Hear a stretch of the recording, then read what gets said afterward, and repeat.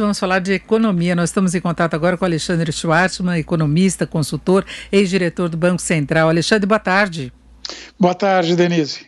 Olha, Alexandre, meio todas as projeções que a gente tem acompanhado, chamou a atenção hoje o FMI, prevendo uma queda do PIB brasileiro este ano de 9,1%. A projeção anterior era de 5,3%. E aí, nas justificativas, claro que veio o impacto da pandemia, não é? Tem também a questão dos investimentos em países emergentes, preços de commodities. A gente tem aí uma dificuldade a ser gerenciada, mas você acha que o tombo pode chegar a essa proporção? Sinceramente, me parece um pouco exagerado. Eu mesmo tenho um número mais na casa de 7,5%. O fundo reviu bem para baixo as projeções, ele estava com 3% de queda no PIB global esse ano, ele baixou isso para praticamente 5% de queda. Me parece um tanto esticado, mas vamos ser sinceros, todos nós estamos razoavelmente no escuro quanto ao comportamento do PIB esse ano, inclusive porque a gente não sabe a informação mais importante, rigor, quanto tempo essa epidemia vai durar em cada um dos países que está sendo afetado. Tem alguns países que conseguiram superar essa crise e outros ainda não. E nós estamos na rabeira. Então, se realmente a gente demorar muito além do segundo trimestre agora, que se encerra nos próximos dias, para debelar a infecção, aí de fato a gente pode ter uma queda ainda mais forte. O meu cenário, né, não quero dar a impressão que é um negócio super científico, não é, mas o meu cenário trabalha com a perspectiva de que o fundo do poço tenha sido de fato nesse segundo trimestre, e terceiro e quarto sejam melhores, porque se imagina que vai superar a questão da epidemia ao longo da segunda metade do ano. Mas o que a gente sabe a esse respeito? A gente sabe pouco. Então, acho que é um risco que tem que ser considerado, sim. Não dá para ignorar essa possibilidade. Não é meu número, mas eu olho com cautela. Agora, Alexandre, você vê tantas implicações assim de cenário internacional no potencial de reação da economia brasileira, porque nós temos aí várias falas aí da equipe econômica no sentido de retomar a agenda, algum compromisso com o ajuste fiscal, acelerar concessões, retomar discussões sobre reformas. Devemos ter hoje a votação do novo marco do saneamento, que pode ser um primeiro passo, pelo menos para indicar alguma retomada maior de investimentos, mas aí o FMI fala em commodities e investimentos em emergentes.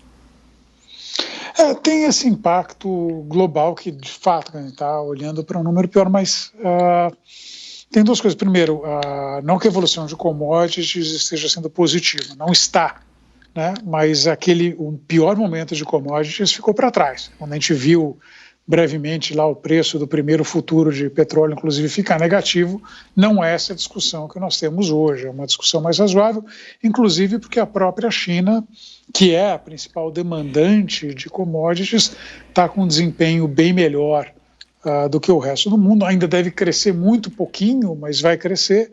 Então eu ficaria menos preocupado com isso. O que me preocupa mais é a nossa dinâmica interna mesmo.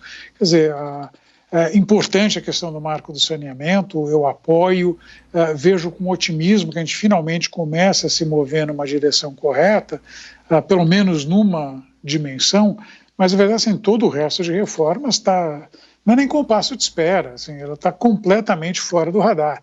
A equipe econômica também, vamos falar a verdade, está absolutamente perdida e não é de hoje, ela está perdida desde que a pandemia chegou, eles não sabem o que vão fazer, quer dizer, ele está completamente a reboque dos acontecimentos, né? Vamos lembrar que o negócio já estava feio e estava com o ministro da Fazenda dizendo, não, com 4, 5 bilhões a gente resolve o problema do coronavírus. Eu acho que ainda não caiu a ficha do ministro da Economia do impacto disso, e acho que falta ali conjunto de medidas que de fato vão para tirar a economia do buraco, né? O que a gente vê é o Congresso tomando iniciativa numa série de coisas, tem méritos em umas, menos mérito em outras, mas assim, não tem um todo coordenado, não tem um conjunto de medidas que haja numa direção que seja coerente no sentido de melhorar o desempenho da economia. Então, assim, falar em reformas, eu sou super defensor de reformas, acho que elas são importantes, não é isso que vai resolver o nosso problema neste exato momento.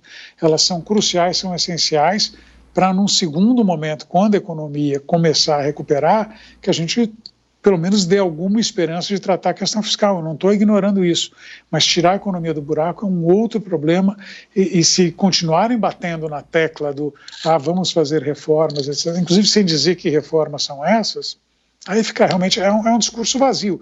E a verdade é que a equipe econômica tem muito pouco a nos oferecer, além de um discurso mais oco do que a cabeça de certos políticos que a gente vê por aí.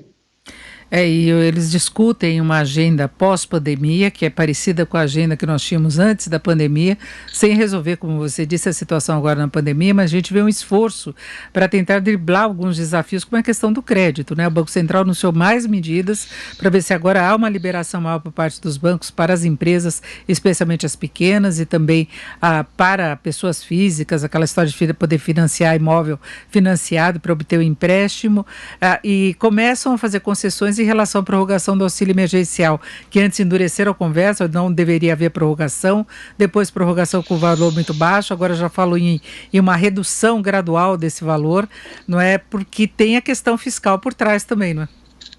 Óbvio, tem um problema fiscal sério, né? Eu vou ser a última pessoa no país a negar a gravidade desse problema. Eu tenho chamado a atenção faz tempo e continuo chamando a atenção agora. Nesse sentido, vamos dizer, pós-pandemia, a gente tem que tratar, mas lembra um pouco daquela piada do economista, do físico e do químico presos numa ilha com um monte de lata e sem abridor, né?